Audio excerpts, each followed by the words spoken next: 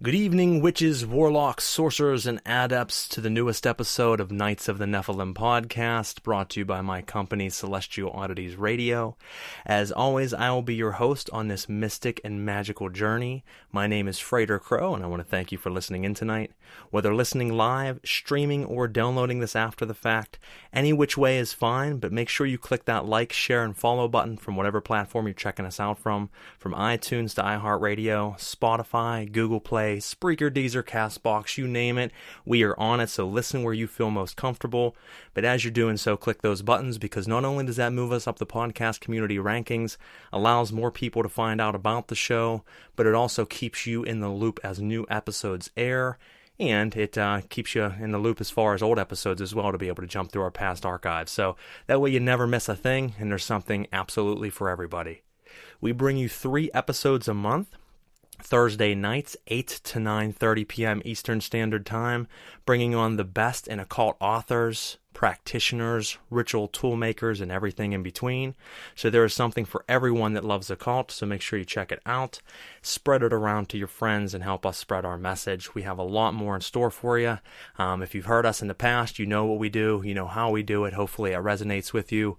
I always tell everyone, if you like it, if you love the show, you have suggestions of who you would like to see on the show, suggestions of, pretty much topics you want talked about, or even if you don't like the show and you want to see us do something different, you can send us an email at celestialoddities@gmail.com. Again, that is celestialoddities@gmail.com.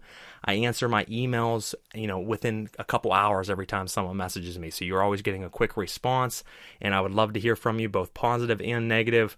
We're always looking to give you the best show that we can, so feel free to let us know what you think. If you are listening out there, it is important to know that you can listen from anywhere, as I said, but if you want to talk to us during the show, the best way to do that is through Spreaker.com or through the Spreaker app. That's Spreaker. That allows you not only to listen to the show, but there is an instant messenger feature on there that will allow you to talk with us during the show, leave feedback, leave ideas, ask questions to our guest every single week. So we always, want you to get involved. So please feel free to jump on there and let us know what you think. Real quick, before we bring on our guest this evening, which I'm very excited to get to hang out with, pick his brain, and talk about his books, I would like to, certainly give a shout out to both of my sponsors, Goetic Impressions and Limitless Liberations. Both amazing companies when it comes to ritual tool making. I have, work from both of them. I use it in my rituals. I use it in my temple and my daily workings, and they certainly have added a resonance to my work. I stand behind them. I won't promote someone unless I stand behind their work fully. And these two companies, I certainly do. Actually, to the left of me, I have several items from Goetic Impressions on my black altar here, so something I use quite often. So if you are looking for new items, from altar cloths to Limitless Liberation makes what I call pyramids of power, to everything in between, candles, everything. They make it, they're strong, they have a feeling to them, and they will amplify your work. So check them out. Throughout the night tonight, we will take 2 commercial breaks, each one going more in depth about these companies, their website links, and anything else that you should know about them. So stick around, and we'll certainly get into that. Now, folks, I know a lot of you are excited about tonight's episode, as am I. Our author and our guest this evening is someone whose work, I think, certainly speaks volumes. I have one of his books right in front of me, and I tell you what, it's a genius piece of work. I love it.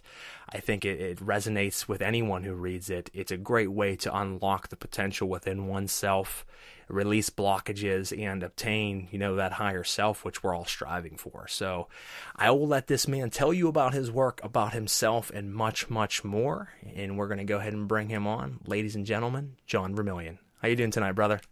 I'm doing well. Thanks for having me on. How are you? Oh, I'm not too bad, man. I'm very excited to get to, pick your brain a little bit tonight and hear more from your perspective. It's always great to read an author's work, but I love getting to talk with them, because you find out so much more about the innards of making those books and just how it all came about, and that's what I love. Right.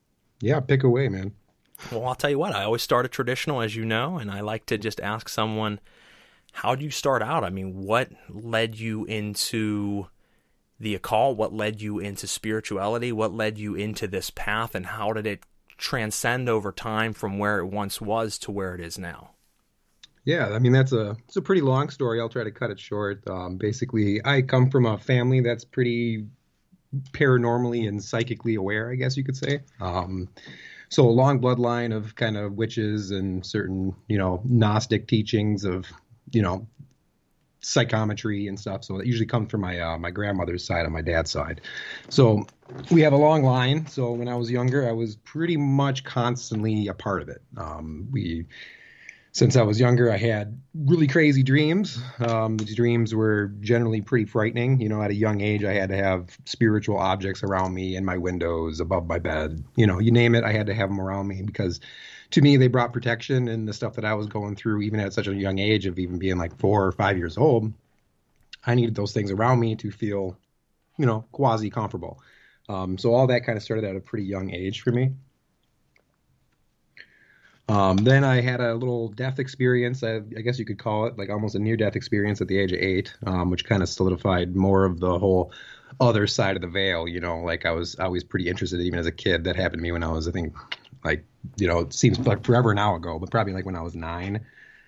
So then I remember coming back to my body and then going into it. I went to the doctor. They said I had a seizure, which I've never had a seizure in my life. But I remember coming back to my body, stepping into my body, having this, pretty...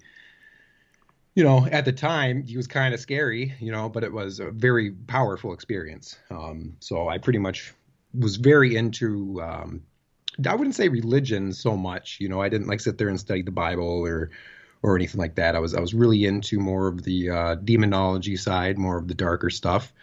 But I did start reading the Quran when I was, I think, 13. And I think that was like really the first religious text that I even remotely read.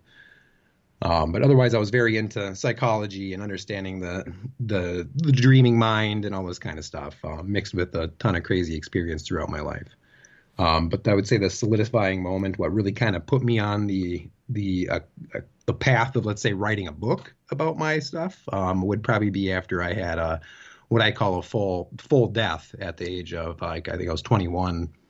And that's actually when I had, I can remember it just as it was yesterday, really. It's like it's a dream now, really, in my consciousness. But I can remember it as clear as day. But that experience kind of solidified my moving forward with writing things, because the dreams and the lucid experiences and the spirit contact only heightened like 100% after the whole death experience.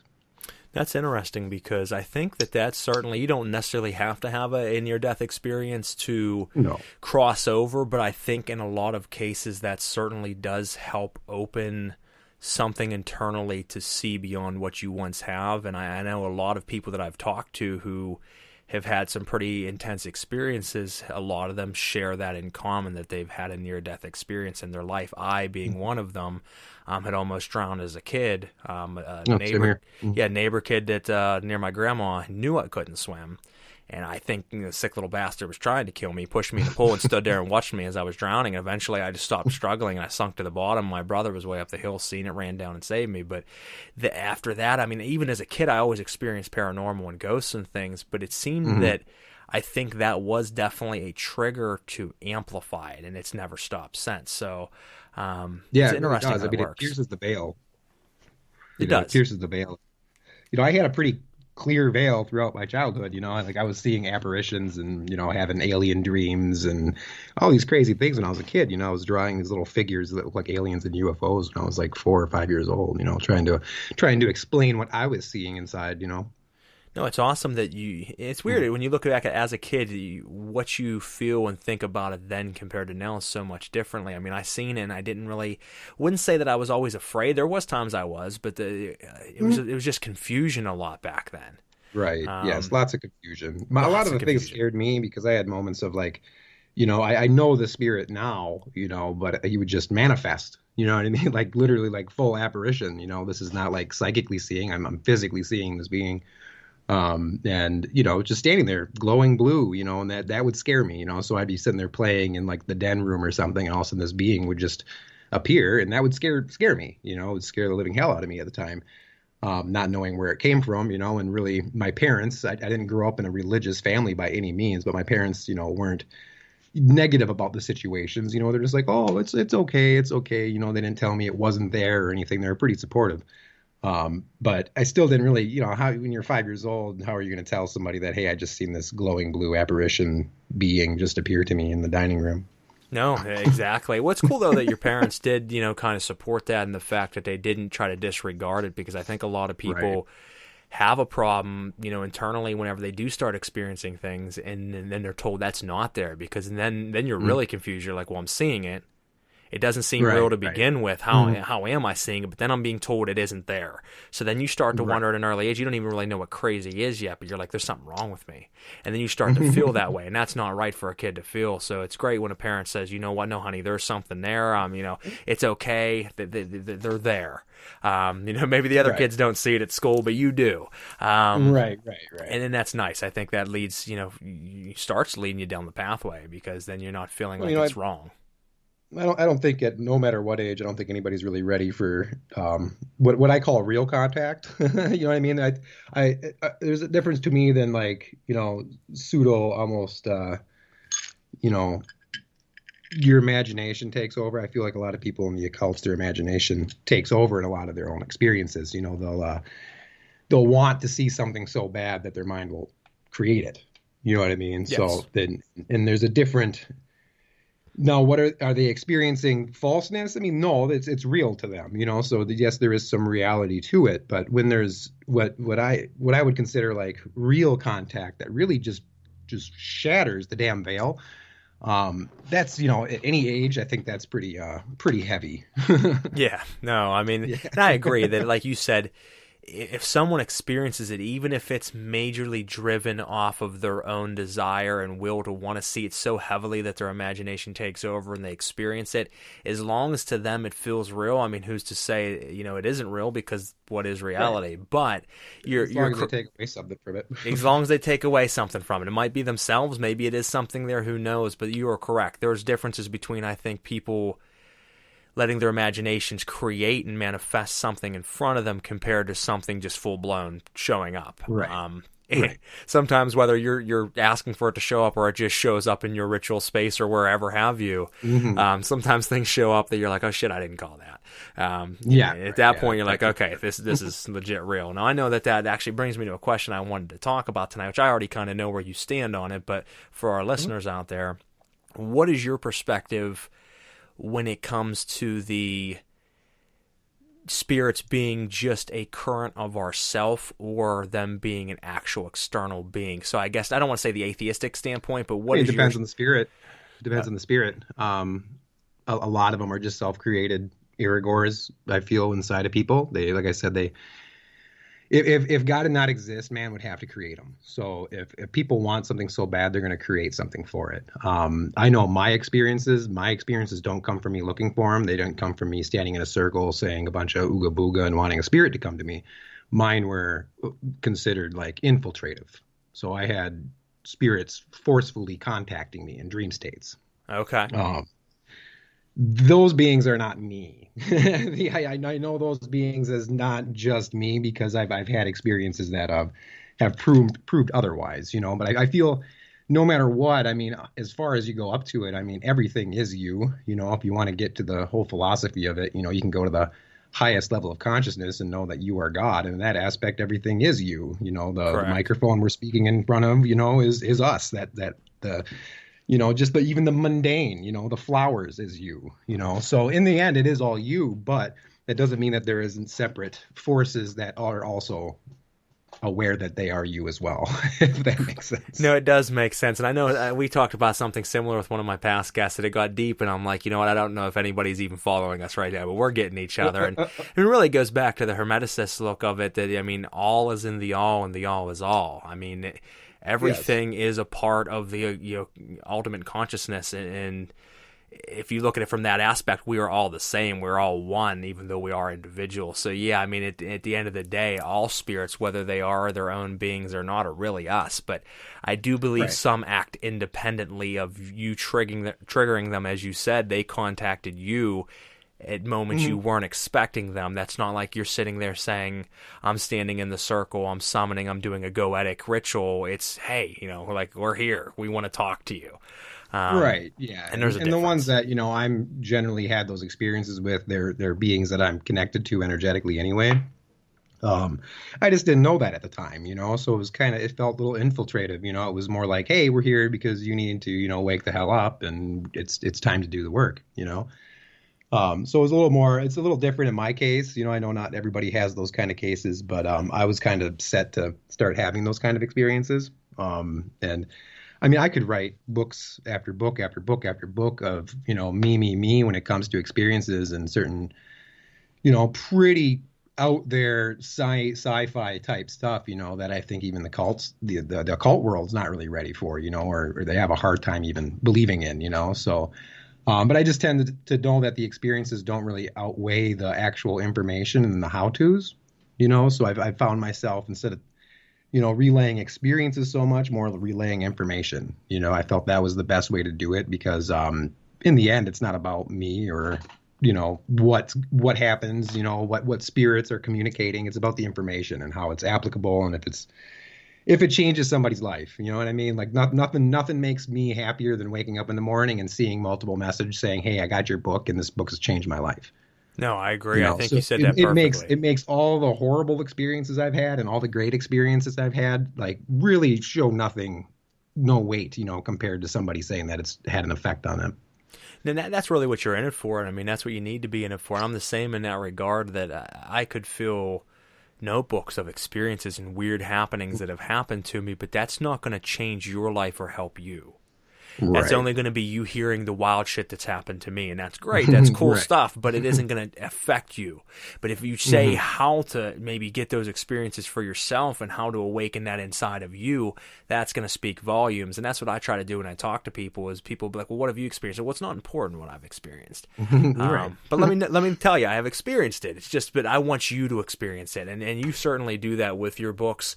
And that actually brought me, or was bringing me to where I wanted to kind of talk about your first book, Asaya which I have actually in front of me right now. Amazing book. I love the way that you went about it from the beginning in describing reaching that Christ consciousness to going into an in-depth look of the chakra systems and the 7 doors within yourself, to explaining not only what they are, but more details about them, what the blockages can cause you to feel. What unleashing those blockages can cause you to feel, and then just the workings to do so. And then throughout the book, I love how you go into the descriptive words of dreams that can help maybe make some people realize what that is they're experiencing. To just every part of the book, I think you nailed. It's different, it's unique, there isn't anything specifically like it, and it's powerful. Right. It's not something you're going to open up and see, to contact this spirit, burn, some low ban at noon. You know what I mean? You're not going to find anything like that. Not so much anyway. It's not about communicating with the spirits. Like people forget that they are a spirit. Yes.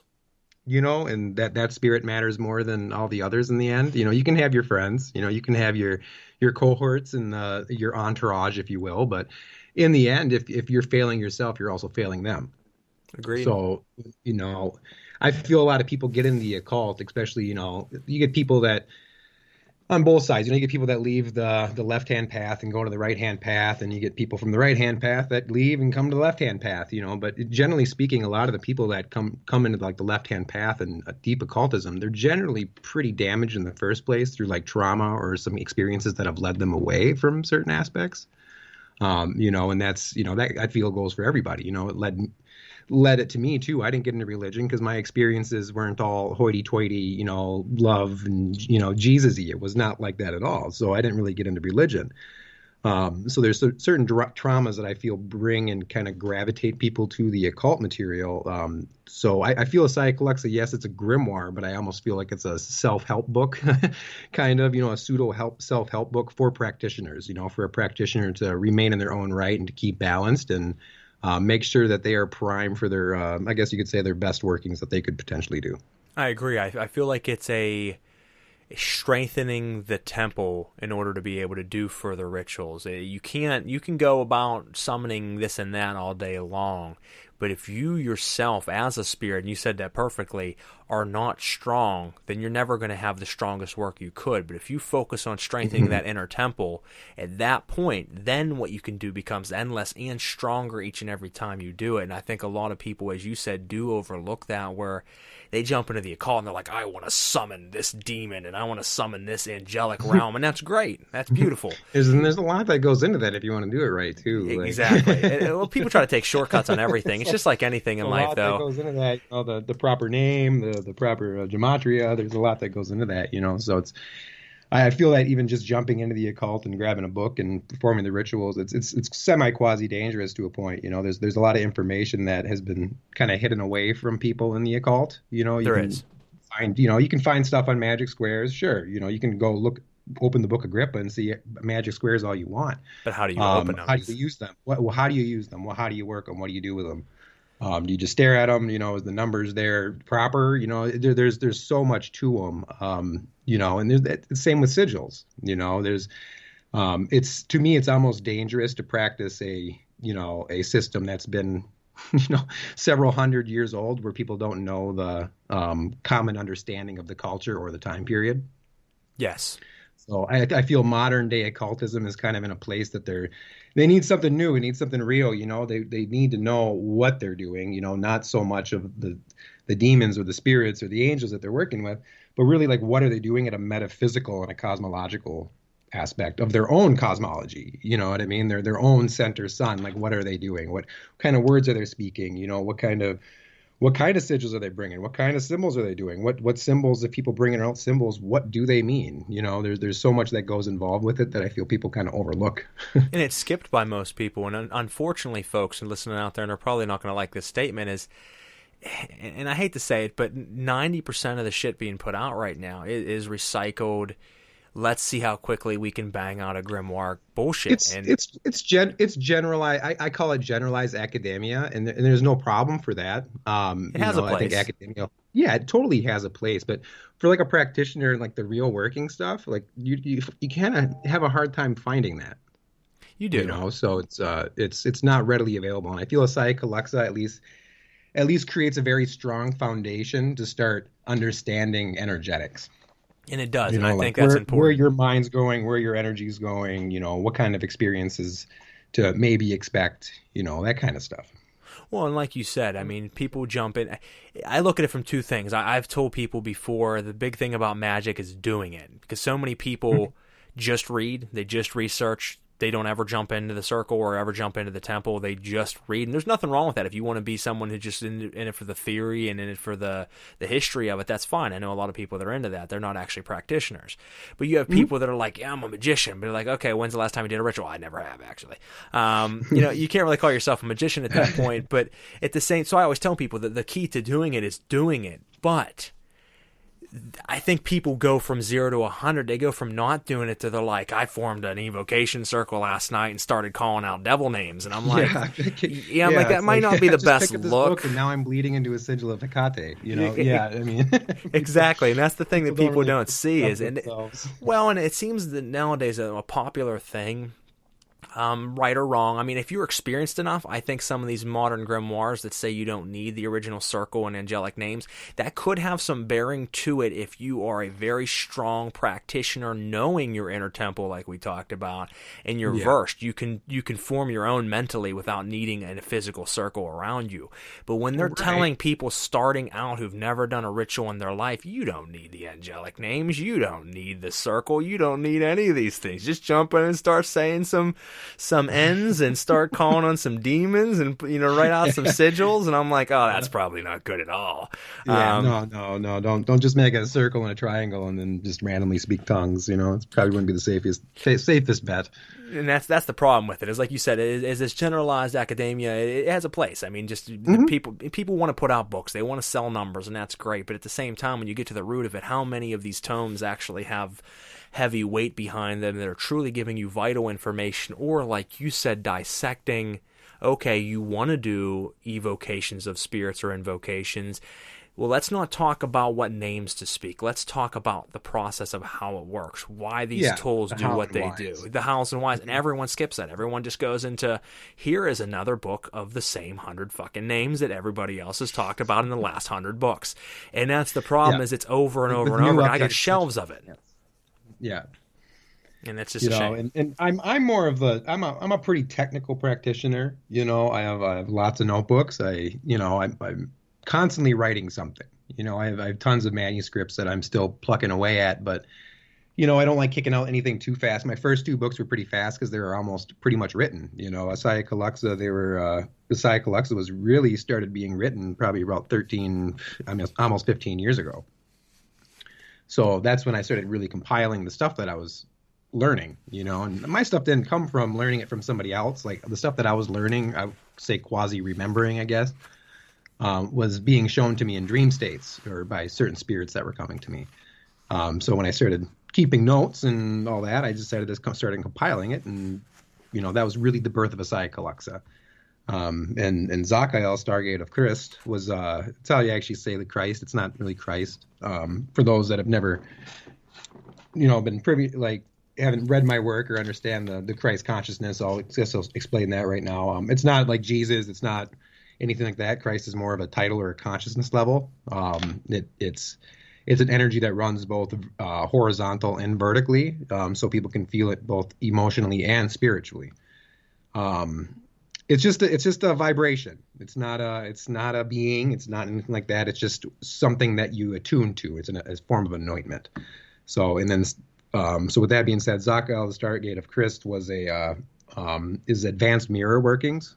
So it's basically just a very advanced black mirror that works as an energetic Stargate. So these 2 books were kind of, in a sense, already written when I started producing books and being, with Aeon Sophia Press. So it's to me, it's kind of semi old work, you know what I mean? But it's really new to a lot of people, and that's really refreshing to see. But I'm a pretty, I guess you could say a mental practitioner. I have lots of notebooks and a lot of writings, and I like to be as precise as possible. So I'll sit there and try to analyze the names as much as possible through the use of, gematria and certain letters and shadow letters, and even systems like the Arabic letters and the standard abjad and even old Hebrew systems. So I like to fool around and, make sure I find the right equations before I even put anything out. Well, I like that because, as I said, I think that the focus, like anything, even in music, you have artists that'll spend time and write that album that might take 5 years to write it, and then their fans are like, what the hell's going on? But you put out that golden album, and then you got other artists that put out an album every single year, and that's fine. If they're putting killer content, then great. But you have some that just do kind of mediocre and put it out, and it's decent, but they could have done better, but they're just rushing to put out product. I've always appreciated someone who spends more time on it. I would rather have an author put out, 2 books in their entire lifetime. And it'd be golden, just amazing content that's life-changing than someone that says, I've put out, 27 books. And if you put those 27 books together, you get one good book of content. I don't really feel that does a whole lot for anybody. And the thing with the occult is we don't need more pages of just rabble-babble magic. There's thousands of them. I mean, you can go back through and listen to or read and research all of the greats, from Levi to Agrippa to everybody in between. They have a lot of good content, but there's also a lot of fucking pages of just like, I feel like they're going on forever about nothing. And and that's what but at least it was pretty hardcore content back then. Now I feel like most of it is nothing, and there's a couple of gems, so it's kind of backwards from one another. And I like the fact that you took that time. It shows the difference between Western occultism and Eastern occultism. In the West here, there's not a lot of understanding of Eastern occultism, mostly like from like Hindu Buddhism or something like that. That the quasi New Age movement of Buddhism. Where everyone thinks it's love and fluff. Yeah. But the Western mind is so analytical in academia, where you got the Eastern mind, and they're more, this is what you do. They skip the bullshit, and they're like, this is what you do. Go ahead, say this name, until you feel your consciousness crack. You know what I mean? Like, oh, well, I don't want to sit for 2 days and say this name. Well, okay, then you don't want to. You don't want it bad enough. Okay, you ask a question, I gave you the answer. You don't want to do it. So the Eastern mind, I think, works a little more. I'm an Eastern mind stuck in a Western world, so I think more of the just give me the nitty gritty. I'll build the own experience. I don't need to have the super academia. I went to college. I went to college for kinesiology, and I'm well apt in medical arena. That doesn't mean I'm a doctor. You know what I mean? That doesn't mean that that's what I'm doing. Yeah, no, I get you. The academia side of it, to me, it doesn't really it can make the logical mind feel okay, but it doesn't really have its weight in actual metaphysical experience. You have to think out from a very, spherical perception when it comes to a metaphysical perspective. No, I agree. I mean, they both kind of go hand in hand, but you can't just research till the end of the days, and not apply it, but you can't also do it without the knowledge of it. So you have to kind of find that even balance. But like you said, give me the nitty gritty. Let me get it moving. Let me try to work it. Let's see what we can make it happen with it. Right. I don't need to read until my eyes bleed, to try to figure it out. But that brings me to a point. I've been talking to some occultists, obviously with the show, and then just in general over the years. One thing I find, and I it still baffles my mind at least, but maybe you'll think differently, is I meet a lot of practitioners who get in a circle, or they step into their ritual chamber, they do a lot of ritual, they research a lot, but they don't necessarily believe in meditation. And I find it to be a fascinating, weird thing. Where I'm like, isn't that weird? Isn't that interesting? Like, yeah, I don't meditate. And I'm like, you don't meditate? They're like, no, I don't find a use for it. I'm like, you don't find a use for finding out who you really are. What are you doing in your ritual then? What are you doing in your ritual then? I think, like you said, they're just saying the names over and over again until their mind just cracks and they go insane. That's there's a place for that. That's the thing. There's a place for that. A lot of my stuff, even outside of Asaya Luxa, we're not in Asaya Luxa. You're not saying a bunch of names, but you might be visualizing something. Yes. You know what I mean? It's the same thing. Instead of you're gonna sense your mind wander. And the thing that you're trying to focus on and visualize and create in your mind's gonna want to wander. Just like if you're saying a power words or power names or anything like that. Your mind's going to try to wander, and those repetitions are there to kind of bring your consciousness back to it. That's the same thing the visualizations are doing. But Asaya Luxa is a very non-physical book. Obviously the book's in the physical, but the energy of it is extremely non-physical. There isn't really no physical ritual into it until you get to the end. And that's if you so choose. At the end of the book, all that physical ritual with the circle and the props, and all the things that you would build in a ritual environment, realistically, all that should be created astrally. Yes. You can do all that sitting on the couch. Yeah, all within yourself. All within yourself. There is no difference. One should be able to take all their surroundings with them into the astral if they really want to. So it's not even about finding a spot. Yeah, there's power spots and energetic spots, but me personally, like my whole place is my temple, my space. You know what I mean? So I make sure that it's an energetically sound place in the first place. Yeah, I think it goes back to what we said is, one should always strengthen their inner temple and have a very good grasp of that before they step into doing heavier workings outside of self. And I think that, like you said, as I mentioned earlier, with the rituals of removing things, start first time you ever do an evocation, you don't need a circle, you don't need this and that. That's true. If, like I said, you are strong enough to visualize everything as if it were in front of you. If I can close my mind and I can visualize this room to a T, every grain of the wood, every detail, without having to open my eyes, then hey, I'm ready to go ahead and visualize that circle of protection around me, that triangle manifestation if I want to do, those type of workings, because I don't need those things here now because I'm able to do it on the astral, as you said. But if you can't even visualize a pencil in front of your face with your eyes closed, it's probably not a good idea to just start jumping into things. And I think like I said, that happens too often. But I think, like I said, that blows my mind that you wouldn't believe how many practitioners I've just casually talked to that are against meditation or just don't find it necessary. And I just don't understand. I think that's like the most important thing. Well, plus it goes back to having that kind of Western mind of what meditation is. They're kind of pushed into it with the the Dalai Lama form, it's very frou-frou to me, like when I look at like Eastern practices, like real Eastern practices, and then you look at the westernized version of Eastern practices, it's so watered down. Like it's they miss the whole thing. They think, okay, you got to be a vegetarian, you got to meditate, you got to sit in this position, you got to do this, you got to do this. And I feel those kind of teachings have made people shy away from meditation because they think it's really you just sitting there. Yeah. And breathing. And yeah, I mean, you kind of are. But me, I like the concept of like the occult meditation where you're gaining control over your own mind. You're not just sitting there woefully, letting your mind do whatever you want. Yeah, you're observing your thoughts, but you're also gaining control over them. Exactly. And once you do gain control over them, you can make some just amazing things happen within your mind that I think are equally as magnificent and wonderful as things you can create on the outside and have manifest. There's been some wonderful things. I mean, everything on the outside is being manifested internally anyway. Yep. It's like, I think people forget that too. Like I remember learning in, I don't know what everybody else learned in school or whatnot, but I remember learning in elementary that, memory and your vision itself is just light reflecting off the inside of basically your memory bank. And what you're seeing outside of you is really being created internally, and this was something that I remember learning in, elementary school. And I think a lot of people may have missed that. I don't know, but I definitely remember this was a kind of a thing they talked about in science class.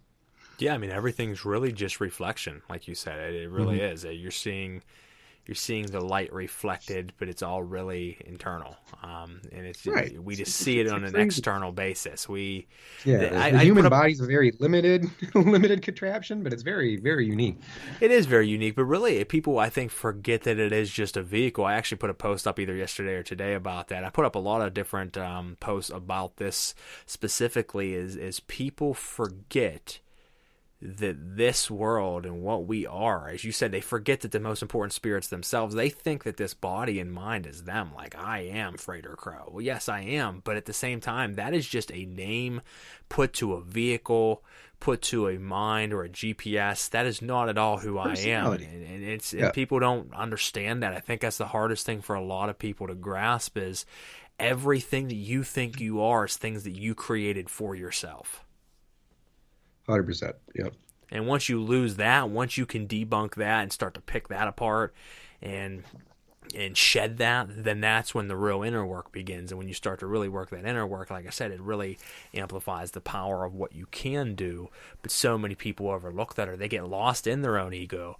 And I know that a lot of people say you have to kill the ego, and then you have a lot of other people say, oh, that's bullshit, you don't have to kill the ego. No, you do have to kill it because, I mean, your ego is a barrier from stopping you from seeing what you really are. Yeah, it's just another mask. Yep, exactly. It's a mask we all wear. It's just another mask people put on spirits. Yep. That's why so many of the same spirits share the same common underlying with the spirits of different names. You know what I mean? It's just a different mask. That actually brings. Generally speaking, that mask should be broken. It should. You should break the mask so that you can find out what's behind it. God itself doesn't have an image. God itself doesn't have an image. The experience I've had with the death experience, it wasn't a person. It wasn't a being. It was a being, I guess, but it wasn't like it's not a sort. It's not like a person like me or you. It's or a human being by any means. It's just a thing. So there is no image or anything that you can put to it. So to me, any being coming up and saying, I am God. I get it. We are all God in that aspect. But when they're saying I am God, it's just, you're not, Yeah, you just start questioning if you summon something or something pops up and it's like, I'm God. You're like, well, okay, buddy. No, you're not. Get the hell out of here. But no, like you said, it do though. What's that? Some of these spirits that, I've interacted with. Yeah, you being in the presence of them, maybe the first thing I would want to do is kneel. And like almost like show reverence. I mean, it can get very powerful to the point of being like, wow, I can see how these beings can be considered gods. Like even like the whole concept of look at the I didn't really watch it much, but I know a lot of people got into that show Ancient Aliens. Mm-hmm.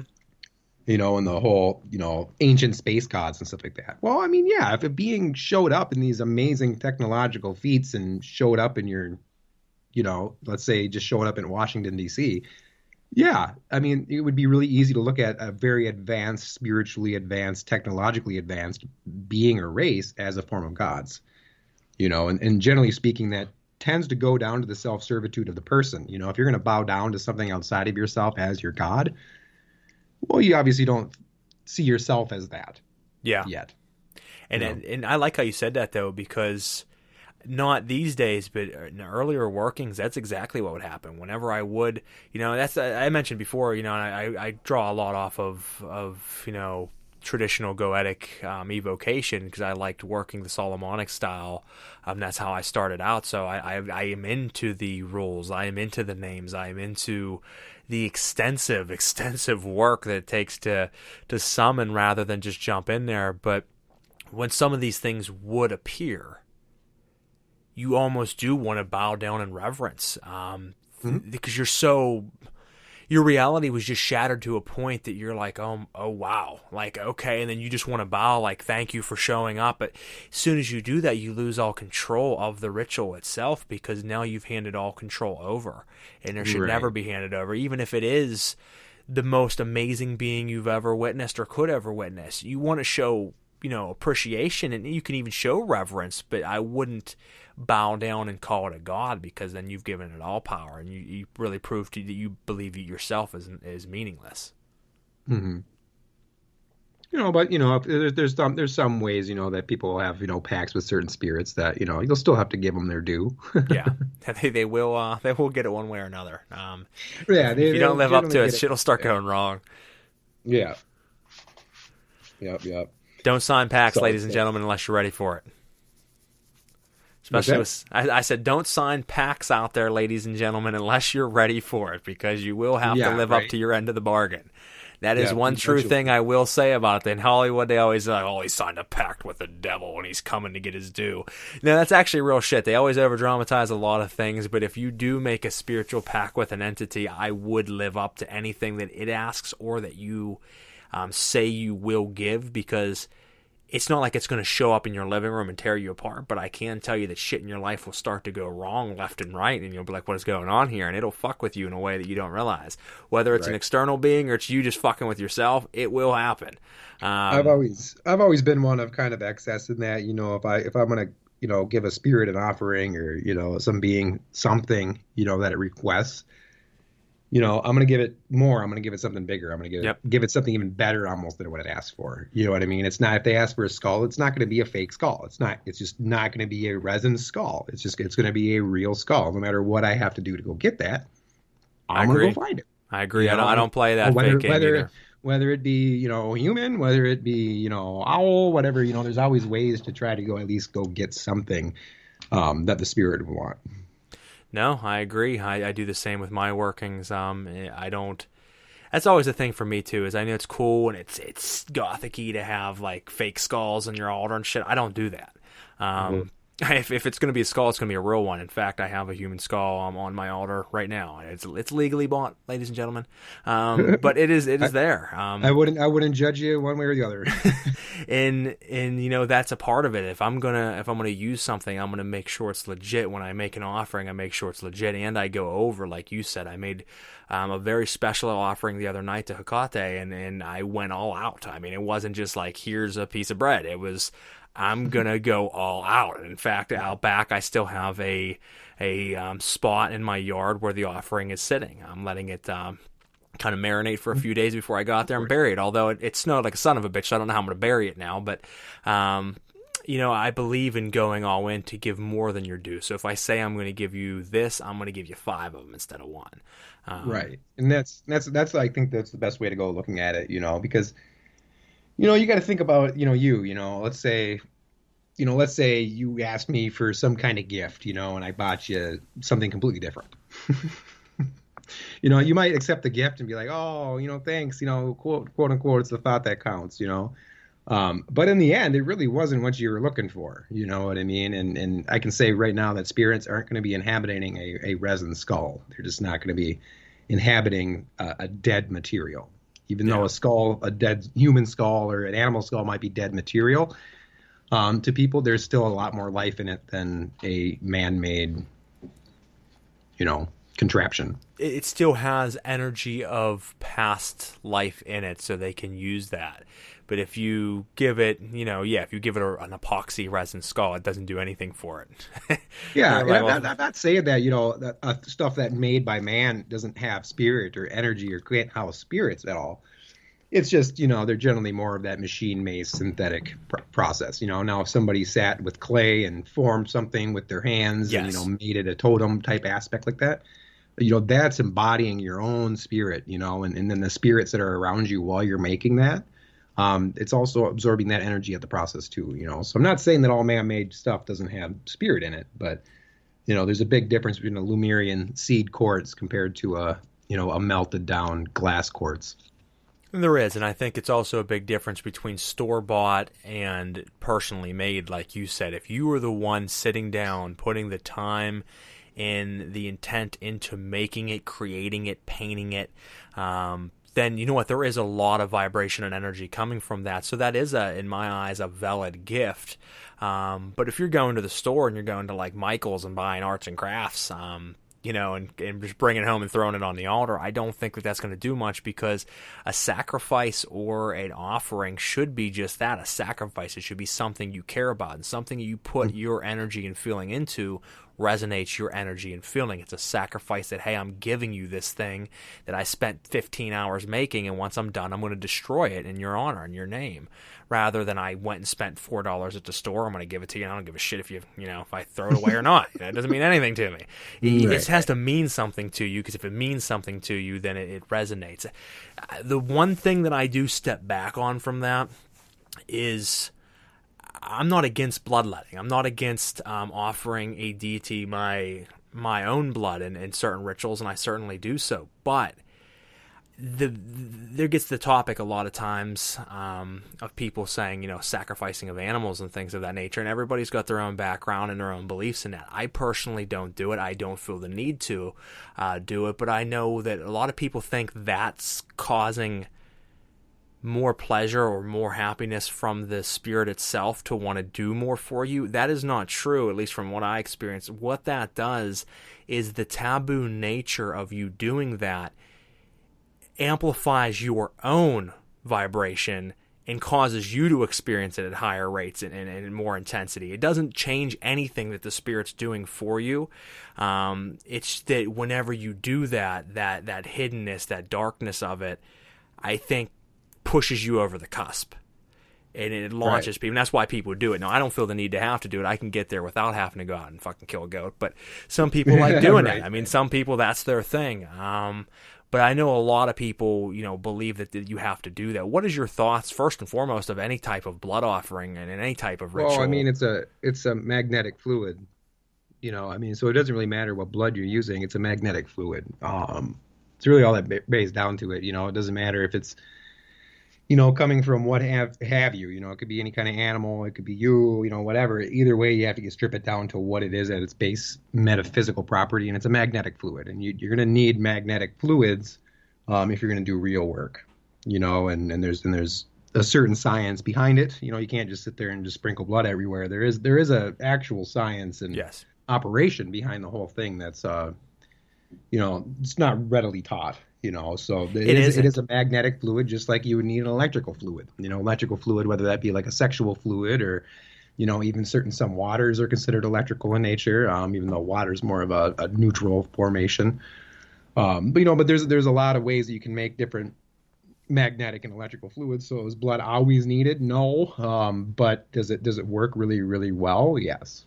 It does. And I think, like you said, there is a science behind it, which isn't taught hardly ever. I mean, most books will hint towards it or talk about it, but that's one thing even beyond, circle of protection and evocation that they don't talk about. I mean, sometimes they'll hit more on those topics, but when it comes to how to use blood, how to use semen, how to use different fluids, it never talks about it. In hardly any book I've ever read, it just mentions it. No, there are ways of using those things specifically with charged sigils and other workings that will produce phenomenal results.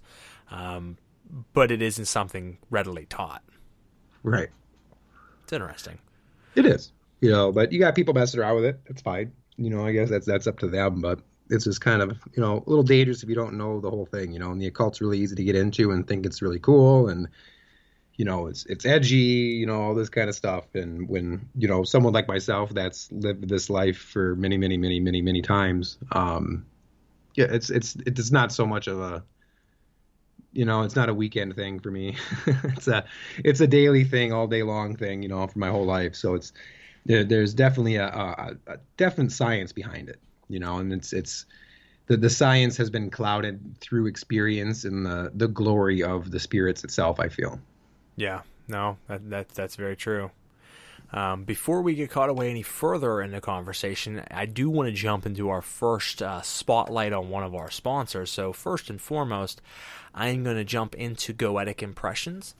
Goetic Impressions formed as a partnership between Ben, who is Frater Adamastro, and Sor Alara, with the intention to bring ritual, accurate magical tools to the public for affordable prices. One of the largest barriers to entry for new practitioners looking to experiment with the magic of the Western grimoires is how expensive and difficult it is to find real ritual tools. They first launched with a Kickstarter to bring their Goetic medallions to life, and since then have also expanded with an Enochian toolset, and most recently a Satanic medallion and altar set, which is currently live on Kickstarter. With over 20 years of magical and occult experience across a range of traditions, Goetic Impressions is the place to find affordable, high-quality ritual items. You can check them out at www.goeticimpressions.com. Again, that is goeticimpressions.com. I like to mess with my fans. If you want 10% off of your overall order, there is a promo code, and I'm not going to give it to you on here. I want you to put in your footwork. You got to go like that Knights of the Nephilim Facebook page, and you got to personally message me on there or through my email at celestialoddities@gmail.com, and I will give that to you. But show me you want it, and it's yours. That's goeticimpressions.com, and like I said earlier, I stand behind these guys. They make awesome material. It does help. It's great to have these parts of your altar made from them. Right next to me, I have one of their new Leviathan cross altar cloths on top of my altar, and I've been messing with that lately. It's beautiful. I like the look of it. And then I do have their Goetic circle and just a lot of other tools from these guys. So I certainly support them, as I do most of the underground tool makers and the occults. And make sure you check them out, support them, show some love, and tell them that you were sent by Knights of the Nephilim. All right, brother, so we're back. So we talked, for the last, it looks like 52 minutes here about a lot of different things. And we talked about the first book, and we talked a little bit about the second. Now, one of the things you mentioned recently, and I don't know if that, obviously we know that the books came after, your second near-death experience, but you had mentioned you've lived many lives doing this. Mm-hmm. Why don't you explain a little bit more about that? Yeah, I mean, as weird as it sounds, I'm one of those, I do retain memory. I have memories even when I was just a kid. I can remember myself sitting in a little kid cradle things, when I was a baby, so I do have like pre-incarnational memory. And I also had that kind of shown to me at the whole life review and the death experience. So seeing all those kind of things, I do understand like my kind of place in my cosmology, if you will. So it's not my first life doing this kind of stuff. I've had, many lives, but, in the incarnational pattern, that's why I'm very into like, you hear me talk a lot about like ETs and stuff. And to clear up a lot of stuff, ETs aren't aliens. I categorize an alien much different than I do an ET. An alien is a physical being from a physical planet, obviously. Me and you would be an alien if we went to Mars, if we went to Venus. Hell, we're aliens really on this planet. An extraterrestrial is a non-physical being or an interdimensional being, or rather an inorganic intelligence. Really, ETs and jinn are kind of synonymous. So your characteristics of a jinn is pretty much held for an ET. I just consider, ETs have the same kind of, makeup and different genetics, and they're different worlds and different dimensional views, just as a jinn would. So I find, seeing those kind of things from a different perspective of like me not, it might sound crazy to a lot of people, but seeing that from like an incarnational period of me not being human all the time. You know what I mean? And that's kind of a big bomb to drop on somebody, whether they're experiencing it or even just hearing it. So I have memory of doing this kind of stuff, or like teaching in a sense, like in occult arts or being involved in it, and in quite a bit of the incarnations that I've had. I'm not saying all of them, but having that pre-human DNA aspect, I definitely see life a little different. No, I love that, because for those who haven't ever had those visions or experiences, or worked any workings where you can unlock that, it probably sounds far out and wild, but let me tell you, there for a little while, a focus of mine during my daily meditations was simply past life regression. And for a while, it resulted in nothing. It was just me in my headspace. Nothing was happening. And then out of nowhere one day, I can't even describe it. It was almost like astral projection, but to a past life. I got to witness a former version of myself, and not anything like I would have ever thought. I seen myself, which it made sense, because during a lot of what I thought were misfires, they weren't misfires at all. I kept trying to tap into a past life, and all I kept seeing was the walls of this sandstone temple. And over and over and over again. And I kept going to this goddamn temple, and I couldn't get anywhere. I would like walk up the steps and nothing would happen. It wasn't even like I was walking up. It was almost like I was like the fly perspective, I was just I was the atmosphere. And then one day, all of a sudden, a couple weeks into this, I was able to see over the wall of this temple into the courtyard. And in the courtyard of this stone area was a small young boy who was of Middle Eastern descent, black curly hair. He was playing with something on the ground, and I could view him. He couldn't see me, but I was watching him, and he was laughing about something, and he jumped up, and he ran down this path. And it's weird, because that could just be a vision of anything, but when I seen him, I knew instantly that was me. And it's hard to explain to anybody, but I knew for a fact that was me from a different time period. And unfortunately, I tried to tap back into it, and I couldn't. But when he ran around the one wall, and there he was at the steps of this temple that I kept seeing over and over and over again in my visions. Now, what all that means, ladies and gentlemen, I don't know. I've never been able to get further into it, but it was an amazing experience.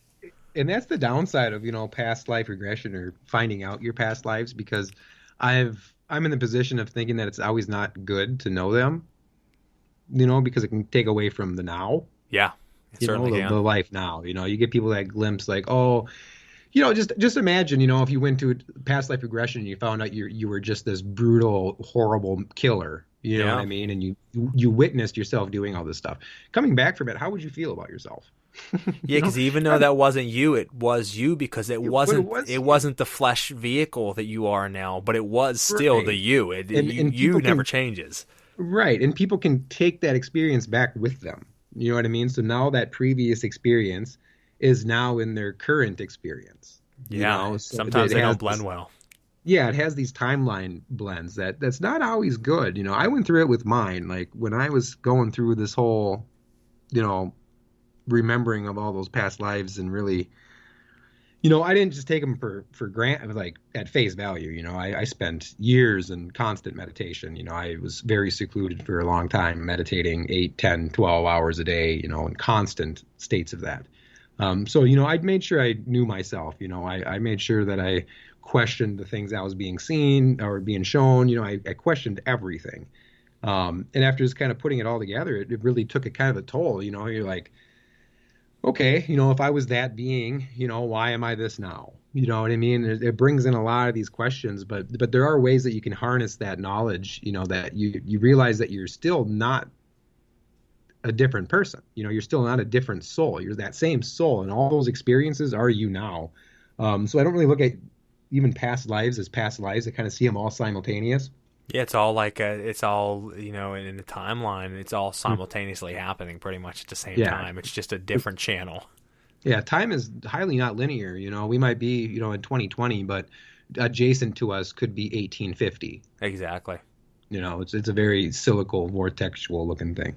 People have a hard time, I think, really grasping that aspect of it. Me and my partner Dan on my other show, Celestial Oddities, talk about metaphysics and linear time a lot, and I think we get deep sometimes that our listeners are probably like, man, these dudes are on drugs, and we're not. We're just crazy. But no, I think that all timelines, there's a very good possibility all timelines are happening all at one time. It's just we are currently in this one and experiencing this one. And yeah, I don't even look at that as a possibility. Like, you know, in my everyday reality, that is factual to me, you know, and that's the thing of inner reality and outer realities. You know, everybody has their own realities, and, you know, I'm not saying my reality is the right one, but, you know, in my day-to-day, you know, waking life, you know, I that's how I view life. You know, I know it to be a non-linear perspective. I know it to be, you know, that my incarnational history is here with me right this second. It's not, you know, 1,000 years ago or 3,000 years ago. You know, it's right at the second, you know. And, you know, when I was younger, I had a hard time being here because I didn't remember being here. It was a very, very foreign place to me. So I kind of had a lot of animosity for this planet, I guess you could say, originally. Okay. I kind of was like, you know, why am I here? This is gross. You know, it was one of those things. A very dense planet. Okay, energetically, it's very dense. There's a lot going on that your normal people are just completely unaware of. You know, so the dense mentality of a lot of the humans and the, you know, muggles, if you will, if you want to, you know, for the lack of a better term, it's very dense here. So yes. Even when I was younger, I didn't like the density. I was not used to it. My memories of the last time I was on Earth was a hell of a lot different. So it's just, you know, that's what kind of brought me into like the conspiracy world, you know, like, I wouldn't say I'm a conspiracy theorist. I only kind of base it based on my own knowledge and experience, you know, so that's why if I talk about aliens or ETs, people, you know, think I'm a conspiracy theorist. I'm talking about it direct from experience. You know, you call me what you will, or think of it in some way, but, you know, those kind of things, it's a reality that people can't see, you know, and then when people do finally pierce that veil and see it, it can be rather life altering. And if people kind of stay with it, it becomes their life. It doesn't just become a thing that might be. No, that makes sense. I know it does make sense. And I think most people are shut off to it. That's like, as you said, it's very dense. It is because we're all born, at least from what I experienced, we're all born at that moment the most open spiritually and powerfully as a newborn baby. There will never be, even as full adept, I don't think we'll ever tap into the power that we have as a brand new baby. When we come out of the womb, right then and there, we are fully open to knowing and seeing everything without having a word spoken to us. But as soon as those words are spoken to us, those are laws, those are bonds and chains thrown on us that start to slowly dinge up our receiver. I look at us like satellite dishes, and we're able to tune into all frequencies. And as each person, we're antennas. And as each person says this and teaches you that and says everything that they're trying to teach you, they're just throwing another shovel full of dirt on top of that antenna. And you slowly fog that up, and you can't see clearly anymore. And some of us work hard to undingify that receiver and start to pick back up those powers again. But you have to work your whole lifetime to really become fully tuned in. And even when you do, I still don't think you reach the level you did at birth. But most people never look for it. It's simply programming. Your parents program you with the same programs they were programmed with. Right, exactly. And that's just base level programming, you know, and then even go into deeper programming, you know, it starts getting a little crazier. You know, people on this planet are extremely programmed from all areas, you know, not only through TV, through media, through politics, through religion. I mean, even some of people's dreams and all these kind of stuff are infiltrated to be programming. People have programming from past life experiences, you know, like I was talking about. If you were a murderer in your past life, it's typically programming that's still in your cellular DNA in a sense, you know, you just don't remember it. Yeah. All this programming over all incarnational cycles, it does add up, you know, and that's what is bringing even the modern day experience to somebody. You know, it could be the smallest things in somebody's life, but there is some kind of residual after effect that's bringing it to them. When I think of this age right now is one of the heaviest, and I could be wrong because there's millions of timelines, but we're only seeing it from our current perspective and reality. But I think that right now is a heavy time for programming because you have, if you go back 30 years ago, cell phones, internet, computers, these things didn't exist or they were very new. And they didn't have the capabilities, but now you can't go anywhere without someone not holding their cell phone, endlessly scrolling Facebook, looking at advertisements, looking at this and that. Everything's accessible at the touch of a button. It's life on demand. Everything has to happen at a click of a button, and it has to happen now. It can't come quick enough. It can't come fast enough and enough, enough amount. And it's programmed us easily, and I think that was part of it. I mean, it's why they without a doubt. Make the phones bigger, and then let's make the phones smaller, then let's make the phones bigger again. Why? Because you're being programmed that that's the way to go. Is 2 years ago, having a big phone, you weren't a cool kid. You had to have the small one. When you bought the small one, then a couple of years later, like, the big phones are in. And you're like, oh, shit, I got to get a big phone. It's just, the powers that be fucking with us a little bit. And they do that, I think, on a lot of grand-scale social experimenting to really program us. Now, there's different levels, like you said. I find it funny, too, but the thing is, though, is people ask for it. They do. We love to be sheep. They're giving everybody what they want. And it's just that people don't know what they want. And it's really, really easy to control a large amount of people when they don't know what they want, and you're giving them the options. Yeah, that's true. I think you're programmed into the wanting, and then the wanting programs you more. Yeah, and they're giving it, but there's a lot of things, there's a lot of, MK Ultra programs and mind control programs that I feel run rampant, in the world, and including in occultism. Truly, there's a lot of programs that studied occultism when it comes to psyops. I'm sure. There's so much information out there that is in a sense pseudo misinformation, kind of like an ice cream sandwich with the little, the truth center, really. No, it is. There's a lot of false flags out there that purposely are planted, I think, to help program you in one way or another or misdirect you in a lot of ways. Like you said, even with occultism, some of the books out there that people are saying might be the best book out there might have been purposely planted just so you couldn't find inner spirituality. Because, let's face it, folks, if everyone were to wake up right now, completely wake up, find their true spirituality, find that inner temple within, there would be problems. It'd be a great thing, but there would be problems for a lot of other things. So that's never going to happen. So only the select spiritual few will wake up while the rest of the herd, sleeps. And that's the way it's going to be because of regular everyday programming or grand scale programming. There's a lot of programming going on.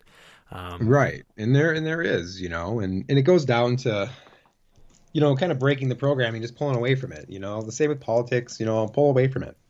Look at it. Don't look at it from Republican, Democrat. Look at it from what it is. Look at it from the ball of shit. It really is. And that's perfect. The same with religion. Step back from all the religions. Step back and find that common, okay, you're all talking about a God. Okay, it seems to be the same God. Okay, what seems to be the issue? You know what I mean? When you step back and you don't see the positive and the negative, the light and the dark, and you just step back, you just see it for what it is. You do, and a lot of people don't like that. I mean, you start to talk about religion, you're like, well, you're all talking about different faces. You're all talking about a different man or, personality, as you said earlier, to the being that is God. God is not a man or a woman. God is everything. God is all. It is a consciousness. It's not a man. So whenever you want to say, oh, it's Yahweh, it's a man in the sky. No, it's not. But you are so against every other religion who practically says the same thing. So step back from it and realize what it is and where you all pull your roots from. Same thing as you said with politics, and people get lost in it. People get so intoxicated. Right now, in the last 2 years, you can't make a fucking post out there about anything without politics somehow being put. And you can put a picture of a rock and be like, this is a rock. And someone would be like, well, Trump put it there. Oh, no, Biden's not the one. It goes back and forth. And you're like, it's a fucking rock. Who cares? And that is a grand scheme programming right there. And it is crazy. But like you said, take a step back. I made a post about it earlier today. That you need to step back from the entertainment and the scrolling. You need to step back from the stimulation. From the stimulation, you need to step back from the booze and the drugs and the constant eating. Fast a little bit. Keep away from the entertainment and internet. Keep away from constant sex and abstain from time to time, and you will build up levels of power that during meditation or ritual, you will reach peaks that you never have before, because that is the way that it was meant to be. Why do they force you entertainment? Why do they force you booze and food and sex everywhere? Because these are the things that'll drag you down, and people are like, you're fucking boring, man. I ain't giving up any of that. That's cool. Go ahead and keep doing that. But let me tell you, if you give it up a little bit, I'm not saying you have to completely, but if you take spurts away from these things and you focus on yourself, shit'll start to happen that you can't comprehend right now. Yeah, then you can go have some booze afterwards. You know, it's taking back your will. Taking back your will, and that's it. You know, I remember I was a pretty hardcore like raw vegan at one point. Okay. I did it for spiritual reasons, and health reasons. It's actually quite healthy if you do it right. Absolutely. But not many people are doing it right. It takes a lot of work to be a they're getting sick. They're like, I don't eat meat. And they're like going to die. And you're like, well, you probably need to. To be a healthy raw vegan takes an enormous amount of food. I will tell you that much. So I was a raw vegan. I was, constantly meditating. I was always constantly in those states, and one of the things that I received in a dream state was, a spirit that I interacted with came to me and said, start fasting. And at this point, I'd never fasted before, and at least to my recollection, at least in this life. And I'm like, well, I don't know, man. This doesn't sound too good. I'm already eating kind of stuff I don't want to be eating. And eventually, I started fasting, and first it was a day, then it became 2 days, and it became 3 days. Then it became very strong bouts of will. Like, it got to the point where I was on a 7-day fast. It was just water. Very hard to do. I definitely don't recommend it to anybody that's not trained to do it. But it got to like the probably like the third or fourth day, and the third day is the hardest. And I remember in another dream, I was told that I was supposed to sit with my family and eat. And I was like, oh, you guys want me to? Yeah, I'm going to eat now. They're like, no, you're going to sit down and eat through them. Okay. Yeah. Spiritual, energetically, eat through them. So I had to sit at the dinner table, so I sat at the dinner table with the family and basically watched them eat, but I ate through them. I put myself in their perspective. I like that. Do you know what I'm saying? And it's a very hard thing for Will because the food smelled great. You know what I mean? Like, I haven't eaten for days and it just smells phenomenal. And I had to sit at this table, and it's almost like a self-punishment thing. People can look at that as like a self-punishment. Like, you see all the monks back in the day, like whipping themselves with those things on their back and doing that self-punishment. Yeah, it's like a sadomasochist act. You like to torture yourself. Right. And it got to another point where anytime there's like another torture technique, I guess you could say, is anytime I walk past the fridge, I would have to open it and just look at everything and say no, and just look at it. So it was as mundane as mundane as it sounds. This was a very strong act of will. You know what I mean? To be able to not eat for a week and be able to sit down with people that are eating and still partaking in that ritual with them energetically. I think that's exactly where that's one thing that I think a lot of people don't get is I'm a firm believer in those things as well. And I didn't ever experience the vegan side, but like with fasting and with staying away from those things and with abstaining, people say that's crazy and I've had great experiences without them. Maybe you have, but do you know what it would be like if you did? Right. And people don't know that. And yes, fasting's hard. And like you said, almost that self-punishment that you're so hungry and you go and smell a steak on the grill, at least for myself, and I'm like, and then you can give in, you can go ahead and give in. That's fine. But if you don't give in, then you are now stronger than you were the day before and stronger the day after that. And every time you do that, you're building up your will till you become a fucking monster. And people don't get that. Another one of the hardest ones, obviously, eating is a very, very hard one. Going away from internet and things like that, a lot of people have a hard time with because they're just so used to doing it. But after a couple of days, it's not too bad. But the two hardest, I think, for people, not the drugs and booze, not the internet, is the sex and the fasting of food. Those two things are hard. I mean, go 30 days without any sexual activity. If you're someone with a partner or you're someone who's frequent in that, go a month without anything, no touching, no nothing. You go just cold turkey.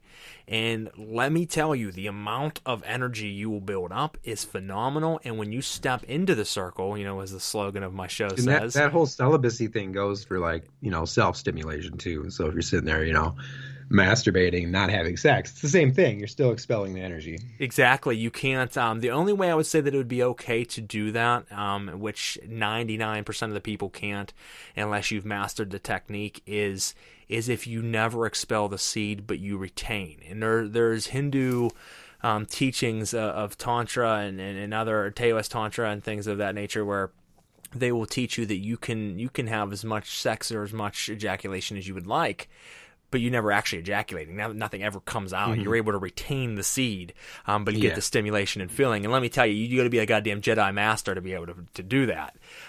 So for most people, no touching, no masturbation, no sex, no anything for a month straight. When's the last time you did it for most average people? And they're like, I've never done it. Exactly. Try it out. It might sound horrible to you, but I can guarantee you, if you're a ritual practitioner, you step into the circle after that and you perform an invocation or evocation or whatever type of practice that you're doing, you will have more success and power than you've ever felt anytime before. Totally. It's insane. That's actually just how I feel with diet in general. I feel diet is like 100%, other than the science and, practice of actual occultism and metaphysics. I think the most thing that's overlooked is diet itself, especially when it comes to a practitioner, because your body is your vehicle, and if you're feeding your body the proper stuff, and I'm not even just saying for 3 days, it's like, oh, I didn't eat meat for 3 days, and I just ate salads. That's great. But what if you ate proper, not even a certain style? You're not doing keto, you're not doing all these fad diets, you're actually eating for your energetic type and your body. If somebody can actually hone in on what foods are best for them at even what times, at what, there's so much to it. And I got a little crazy with it in some of the notebooks, really jotting out what I was doing diet-wise. And there's so many different ways that to shift your perception and your perspective of the way that you actually physically maneuver through the energetic space. You can get to a point where the body is vibrating at least closer in unison with spirit than actual matter. That's awesome. I mean, and you're right, though. I mean, you are what you eat. Physical ascension is very real. You can actually take the body with you. It's just very hard. It's not an easy feat to do, and not many people have done it. Well, you actually mentioned in Asaya, Luxa, that you can raise that physical vibration to a level to take that with you. Right. And I love that. And in standard academia, that sounds absolutely mad. It sounds like bullshit. But coming from somebody that's actually done it, and any Sufis or any actual Eastern practitioners, like certain monks, they've done these kind of things where they've been able to transcend the body in a lot of different ways, whether it be to make it live for 170, 200 and some years, or whether it was to actually take the body with them. These things can happen. It's just that not everybody where they're at right now can do them. It's amazing. I've heard certainly about stories of people who've been able to stop the death process of the vehicle and be able to, like you said, live for just extreme amount of times. No, we don't hear about this on the news because these people don't want to come forward and say, "Oh yeah, I'm 162 years old." Yeah, they're not going to the grocery store. Yeah, they're not. They are very devout in their practices to be able to continue to do that. But there are people out there that have lived for just amazing amounts of time because they've been able to figure out how to transcend the body so that it doesn't get affected like most human bodies do. And that's amazing. Like you said, it's all about, as we talked about earlier, meditation, finding your inner self and raising those vibrations to higher and higher levels. And for those practitioners that don't meditate, you're never going to fucking do it. So that's what you're missing out on. Right. Now, before we go any further, because there's one other subject I want to make sure we hit before the end of the night, because we're running running low on time, I should say, is I do want to talk about our other spotlight, which is Limitless Liberation. And I always read this from the perspective of Elena, who's their owner. And it says, Limitless Liberation was inspired by both Lucifer and Belial. Lucifer has been with me most of my life, as far back as I can remember. Belial and I started to work when I was going through a very difficult part of my life. He completely turned mine and my family's life around for the better in a very short period of time. In return, he asked me to create what was called Charger for him. He showed me the design. I created the first Charger for Belial, and Lucifer wanted one next. From there, I had spirits lining up with requests for magical items. Some are control freaks, and others just inspire. They all are so individually different, but every single item created has power within it. Each item operates on many levels. They operate as an anchor for the spirit you are working with, aiding easier connection between the two of you. They also operate like a power cell or battery, where they already come with an inherent energy to them, but they become stronger as you feed them and pull from them during ritual, as well as to strengthen your workings. Limitless Liberation continues to grow to honor the spirits we love to work and build relationships with. And you can check out Elena's work at www.etsy.com/Limitless Liberation. And once again, that's etsy.com/Limitless Liberation. And you can look up her work. It is amazing. Her designs and her work are just stunning. I mean, they are beautiful. Every time I look at one of her new pieces, I'm just like, damn, this girl's good. They are strong pieces. I call them pyramids of power. She calls them Charger. But pyramids of power to me is something that amplifies your ritual workspace. It is something you can focus on during your focus work whenever you're charging a sigil. For me specifically, like Asmodee is my patron daemon spirit that I work with heavily. I have one with his sigil, so I can focus on that, and it really brings it to life. So like I said, whether that's a part of myself being put into it, I don't know, but it definitely charges the work up. So check her work out. Let her know you were sent by Knights of the Nephilim, and certainly pick up a piece from both her and Goetic Impressions for the holidays, either for yourself or a loved practitioner close to you. It's a great holiday gift, great gift anytime, so make sure you check them out. All right, brother. Well, before we finish out for the night, one of the things I want to talk to you about, because I know you have experience with them, and it's something that not a lot of practitioners do have experience with, would be the jinn. What experiences have you had? What would you tell people trying to get into work with them? Because a lot of people work with traditional daemon spirits. A lot of people work with angelic spirits. The only person I've had on the show so far that has worked with the jinn is Ben Kayan, and he worked with a specific group of them. He even said it himself. I don't work with just them in general. He says, I work with a specific set that I came across and I've had workings with, but they're very dark. And he says, even that was a trial for me to work with. So what are your feelings when it comes to the jinn? Well, I mean, there's a lot of them, man. Jinn are just other beings that are just living on vibrational planes that are adjacent to us. They're gonna be, they might not look the same. They're not made out of the same materials, but they all have their own kind of tribes, their religions, their beliefs, you know what I mean? They have free will just like humans, and I get a lot of people say, oh, you're working with jinns, and those kind of energies, it's dangerous. It's no different than working with a human. I mean, a human can be dangerous, you can't put trust into everybody, and that's the same for any kind of spirit. And, I've always called jinn ETs for the lack of, not wanting to create. I'd rather create confusion than fear. When you say jinn to somebody, they tend to be like, oh, that's bad, and they kind of have this, negative connotation to it. But when you say an ET,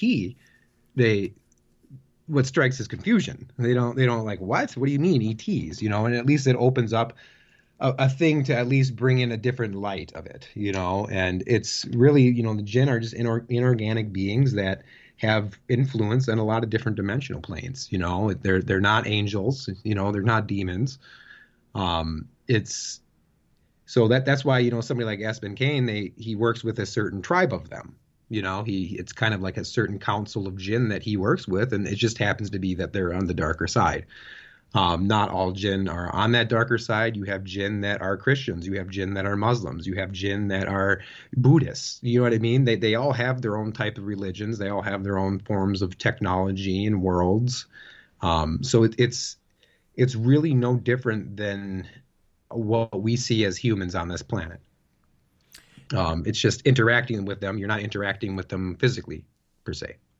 Now, do you think with that being said, when talking about these ETs or these jinn, is there a hierarchy between them, or is it almost like a human hierarchy where there are some leaders within that sect of them, but they're all individualized groups, or is there true leaders over all of them, like in a demonic infernal sense, where there are certainly the demonic kings that seem there's certain lines, and lineages, yeah.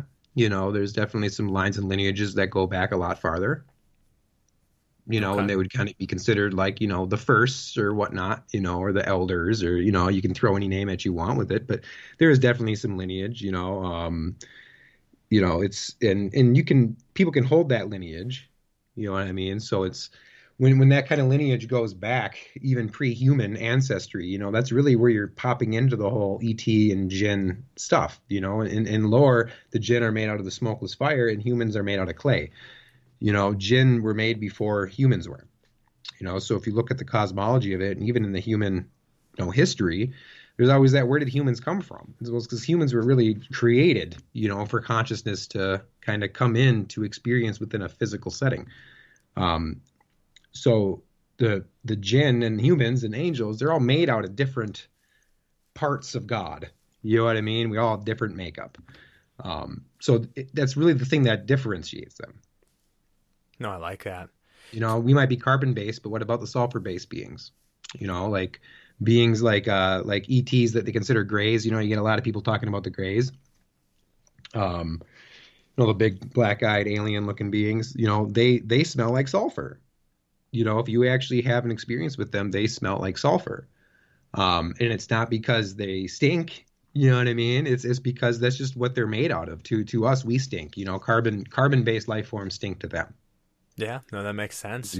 So they all give off this because they're sulfur-based beings. When you have a sulfur-based being, or a being made out of smokeless fire and all this kind of stuff, you're having a different elemental makeup of a being, especially one that has free will. You can be interacting with the whole gamut of things. Oh, I love that. And that's why it's so important, especially when working with jinn, to actually have the science. You know what I mean? The actual science of roping them in with gematria and magic squares, like proper, Alfaq magic square workings. Like, you can't just willy-nilly do it if you want actual real results. You can get results without them, but if you want like real results, you got to know the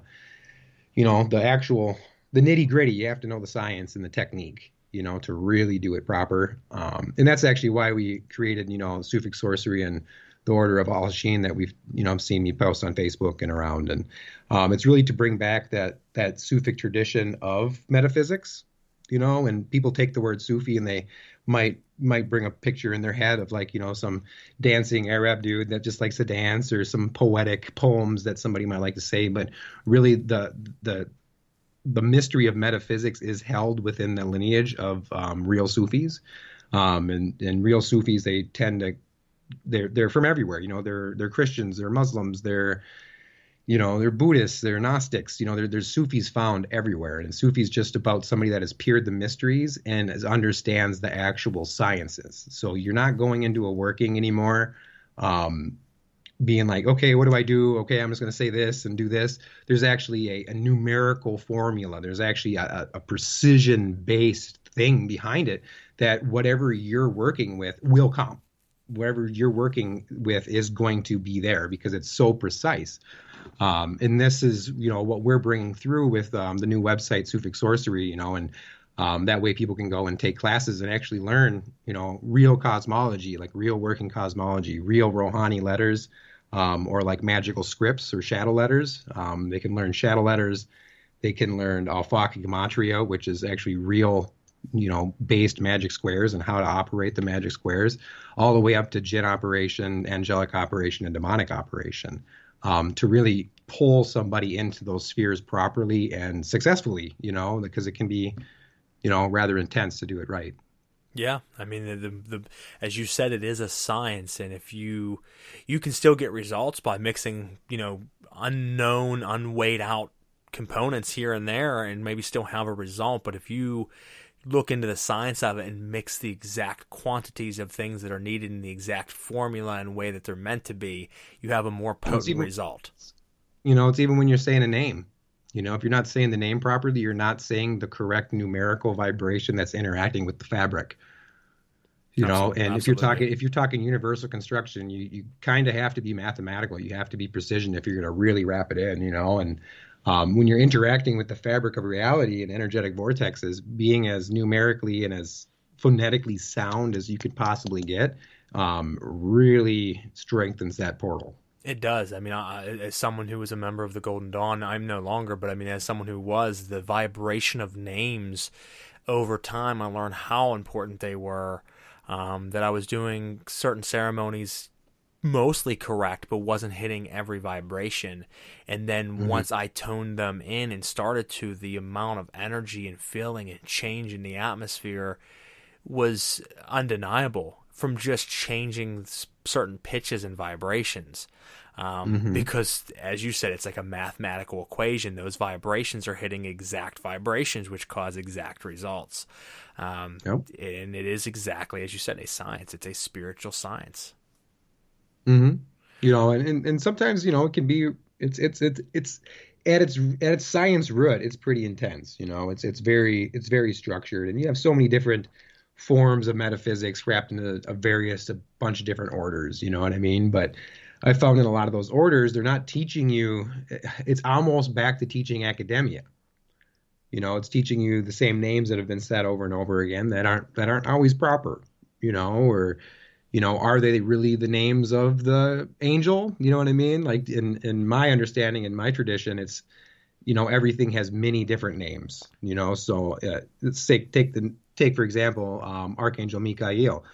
You have Michael or Jibrail. They have these other emanations from them too. You know what I mean? They themselves have other names that are creating them too. So they're going to have their angelic counterparts, their jinn counterparts, and their demonic counterparts to make the name itself. Yes. And when you can find all this, when you can find and dial it in and really rotate into the numbers and the geometry and the geometric formations that form within the numbers, you can literally know everything. It really takes the work to a new level. It takes the mystery out of the mystery almost, and creates a very logical, fundamental, like, no, this is where it's at. Like, this is actually how it's done. This is, the science is right here. Now it's in my hands to operate it.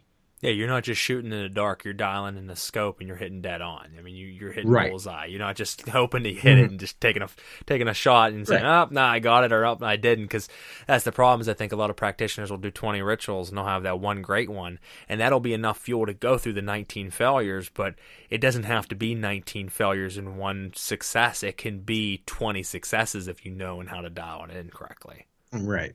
And it gets, like I said, it goes back to the name too. Is Michael the same as Michael or Mikhail? Is Gabriel the same as Jibrail or Jibrael? So it goes into the phonetics will produce a different sequence. Yes. So the science is really that strong when it comes to operating the universal fabric.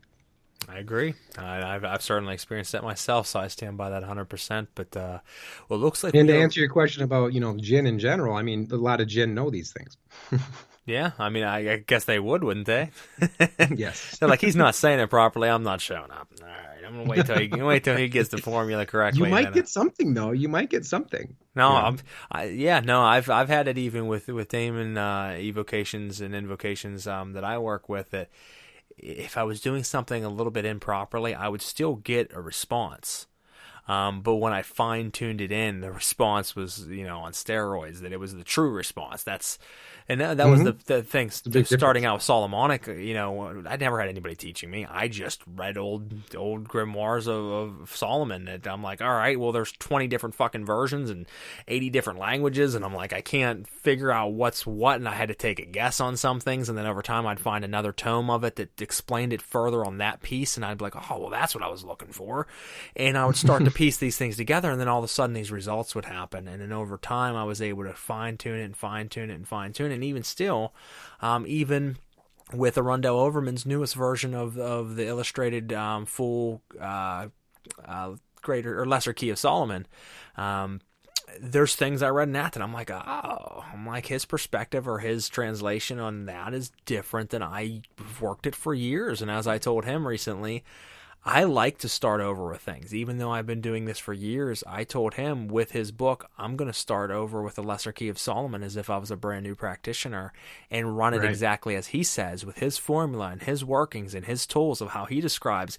And that's something I'll give him kudos for, because he describes how to make the tools and how to do it. And he kind of broke it down, which the old ones never did. And I'm actually in the process doing, I have to rebuild all my tools, which is just a major fucking process. But Solomon is one of the five greats, that had the full dominion over the jinn, so he did some really powerful work. He did. And I mean, I don't want to rush it. So like, I'm looking for a new brass vessel, and I don't want to just go out and buy a random brass vessel. I believe in things falling into my lap when they're meant to. So if it takes me 6 months or it takes me 4 years to gather the proper tools needed to do this new form of Solomonic as per Arundel Overman's book, I'm going to do that. But I plan on working his system of it and see what results I have compared to mine. Maybe I'll do it and say, I'm not getting near as much results as I was getting. Or maybe I'll do this and say, holy shit, man, this is way better than everything I've ever experienced. But I'm a firm believer that if you do evocation properly, to that extent, compared to a lot of this new age stuff, you will see them in forms that you never did. They won't just show up in the smoke. They will fully manifest in front of you in their forms that you hear them talked about. I've seen it happen, and it hasn't happened a lot. There's only been a few instances where I've fully seen what appeared to be a full living being in front of me.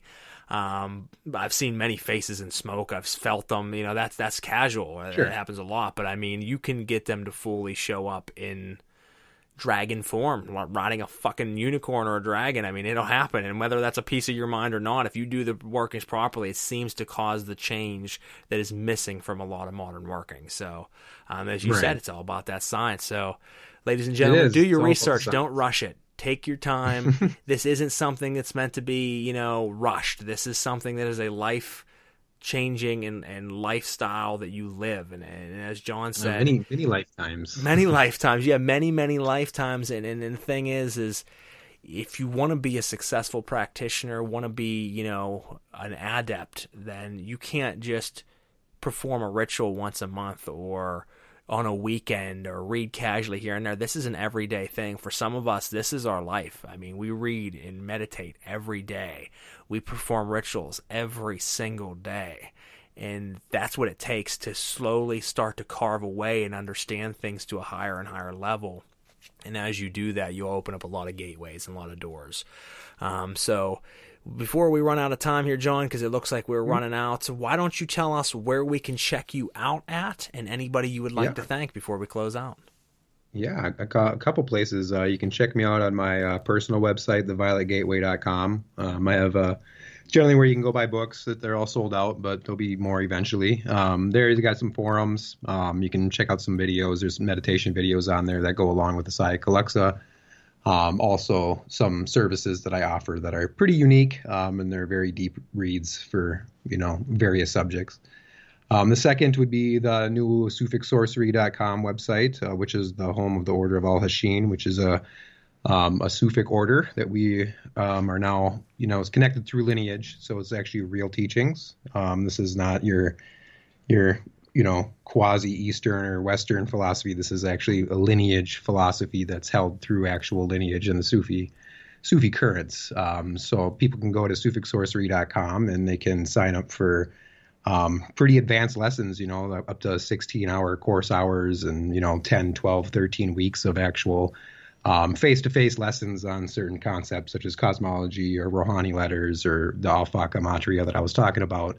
And the real science between operation and, actually dialing in your own system rather than just, shooting blanks in the open. Yeah, exactly. Like I said, that's important. I mean, you can shoot blanks all day long if you want to, but I'd rather hit my target when I'm firing. Yeah, and we got some really good oils on there. They're very, very good Rouhani oils. Nothing like on the market, I can promise you that. And also coming out with some really good incense for ritual use as well. Yeah, I've been watching you posting about that lately and reading about them. I'm like, damn. It's all handmade, awesome. Man. It's a process. It looks amazing, honestly. Mm-hmm. Yeah, it's good. I was just burning some tonight too. So I'm jealous. Well, yeah. why don't you tell us who you'd like to thank out there, and then we'll go ahead and close out for the evening. Man, I would like to thank you for doing this. I would like to, thank anybody that's bought my book and reached out. If I'm very talkable, I mean, just reach out. Anybody wants some information or wants to reach out or talk about experiences, I do enjoy that. So I'm not one to sit there and, charge you for my time. You know what I mean? I enjoy talking and speaking the mysteries. So my door is always open to people that want to speak the mysteries. But generally speaking, I want to thank the people also that have been there for me for the Order of Al Hashin and Suffolk Sorcery for kind of dealing with me and the processes that we're putting out. Well, you heard it, folks. Well, hopefully you guys enjoyed the episode for the night. Make sure you click those like, share, and follow buttons, as I said before. Helps spread the message of tonight, helps spread the show, and gets it to new people. And that's certainly what we're trying to do. Make sure if you have any suggestions of guests, anything you would like to see us do on the show that we're not doing or do differently, celestialoddities@gmail.com is the email to message us on. Make sure you go to the Knights of the Nephilim Facebook page and give it a like and a share as well. If you enjoy the show, give us a review. We have several on there. People seem to be really resonating with the show, and we'd certainly love to hear your input as well. Make sure you check out all past episodes and upcoming future episodes. Our last episode last week was Wilmar Tall, and that was an awesome episode. We talked about his books, The Silent Listener and The Gnome Manuscript, talking about Germanic and Netherland magic and gnome magic, which is honestly something I knew nothing about. I mean, I know about the daemons, I know about angelic hierarchies, I know about a little bit of the jinn and things that a lot of these episodes have been about. This was a complete left field episode for me that I knew nothing about gnome magic, and it's always awesome to learn things that you don't know about, at least for me. So hopefully you guys get a chance to check that episode out if you haven't. Other than that, make sure you tune in. Our next episode is not next week, as it's Christmas. It is the following week after that, and it sounds horrible, but I don't remember which guest is coming on, so I'll be making some posts about that. You can find that on Knights of the Nephilim Facebook page. We are booked right now from now until almost the end of April of next year, so lots of amazing guests coming your way. Make sure you check them out. And really all I can say other than that is, John, thank you so much for coming on the show tonight and allowing us to pick your brain, talk to you for a little bit, and share some gnosis with us. Yeah, thanks for having me, man. It's been fun. Absolutely. Well, we'll catch you next time, guys, on Knights of the Nephilim. Frater Crow signing out.